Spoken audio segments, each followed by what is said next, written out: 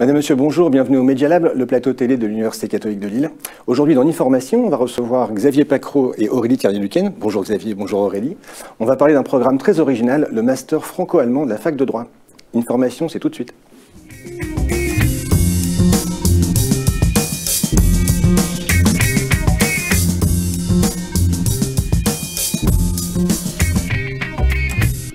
Bonjour Aurélie, bonjour Xavier, bienvenue sur le plateau du Media Lab pour parler de votre master franco-allemand. Alors je rappelle juste que vous êtes docteur en droit, vous êtes responsable de parcours de formation au sein de la faculté de droit de l'Université catholique de Lille, à Issy-les-Moulineaux, sur le campus donc parisien.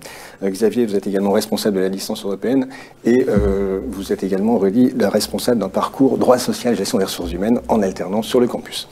Aujourd'hui, on parle d'un master très original, franco-allemand. Alors, première question, pourquoi avoir créé un tel master ?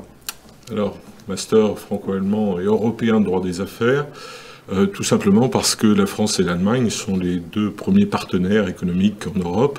Donc cela crée un tissu industriel, de nombreuses relations économiques, politiques entre les deux pays qui sont maintenant anciennes et qui se sont beaucoup développées, ce qui fait qu'il existe un véritable marché de l'emploi et une véritable demande, notamment au niveau des juristes franco-allemands, des étudiants et futurs professionnels capables de naviguer et d'évoluer dans le milieu franco-allemand et européen. D'accord. Alors comment va s'articuler composer ce master, Aurélie? Alors donc sur 2 années, avec une première année qui se déroulera dans la faculté de droit de l'université de Passau, qui est notre partenaire, en Allemagne, située en Bavière, en Allemagne, oui, absolument. Et puis la deuxième année a lieu à Issy-les-Moulineaux sur notre campus donc parisien de la faculté de droit. D'accord. Donc un parcours qui est dispensé dans les deux langues ou exclusivement en allemand ou en anglais ou que... Alors c'est une formation qui reste trilingue, principalement bien sûr française et allemande, mais dans lequel l'anglais a quand même une part, puisqu'on fait aussi du droit européen, et puis différentes matières un peu novatrices comme le droit du numérique, les legal tech. Donc forcément la composante anglaise a une petite part dans les enseignements. D'accord. Vous dites donc une année passée en Allemagne et après on revient en France pour le Master 2. C'est un parcours qui, j'ai cru comprendre, était proposé en alternance. Alors comment on va se mettre en place cette alternance justement si on passe une année en Allemagne et une année en France? Comment ça marche? Alors donc l'alternance va s'appliquer durant les 2 années. Donc l'idée c'est de conclure un contrat d'alternance, soit de professionnalisation, soit d'apprentissage avec une entreprise, dans la plupart des cas qui est franco-allemande, mais qui va être basée en France. Donc l'étudiant aura vocation à soit réaliser son alternance en France, soit la réaliser en Allemagne. Donc par exemple, lorsque il est en première année à l'université de Passau, il est tout à fait possible de réaliser cette alternance dans une structure, une filiale d'une entreprise en Allemagne.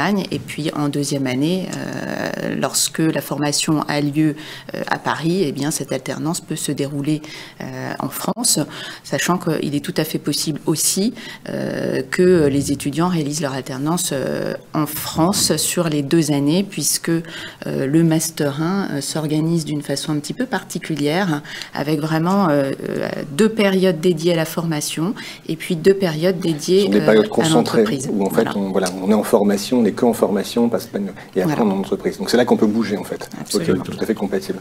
Alors vous citiez entreprise, mais c'est plus vaste en fait. Entreprise, on entend aussi par là notamment les cabinets d'avocats ou autres. C'est possible ça? Voilà, c'est en fait toutes les structures qui peuvent accueillir des étudiants, qu'il s'agisse de cabinets d'avocats, d'entreprises, d'institutions relativement diverses, il en existe beaucoup. Et il faut savoir qu'il existe une chambre de commerce franco-allemande, puisqu'il y a très nombreuses entreprises françaises ou cabinets en Allemagne et réciproquement entreprises et cabinets allemands en France. Et tout ça pour accueillir justement ces étudiants alternants qui ont cette capacité d'évolution dans les univers juridiques et culturels français, allemands et européens, bien sûr.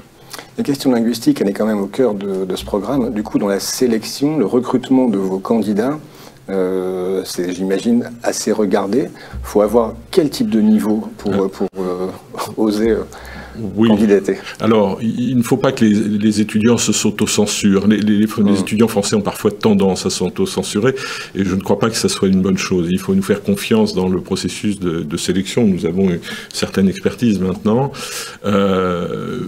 Globalement, il suffit de pratiquer suffisamment pour comprendre les langues étrangères, comprendre ce que dit un enseignant, mais les étudiants sont accompagnés tout au long du parcours, pendant les 2 années du master, avec des cours de renforcement et de perfectionnement linguistique qui leur permet de s'améliorer. Si on devait fixer à peu près un niveau, ça serait celui de B2, sachant que dans la deuxième langue peut être un petit peu moins bon, c'est d'habitude française, bon, et c'est quelque chose qui est vite corrigé par la pratique. À partir du moment où on est immergé dans un milieu culturel et linguistique allemand, ça va très très vite. Donc vous le disiez, ne surtout pas s'auto-censurer. Exactement. Au contraire, aller vers ce parcours, bien voir comment ça se passera, et puis après, on espère le décrocher. Xavier, Aurélie, merci beaucoup. Merci à vous également, et à très bientôt sur les ondes du Media Lab.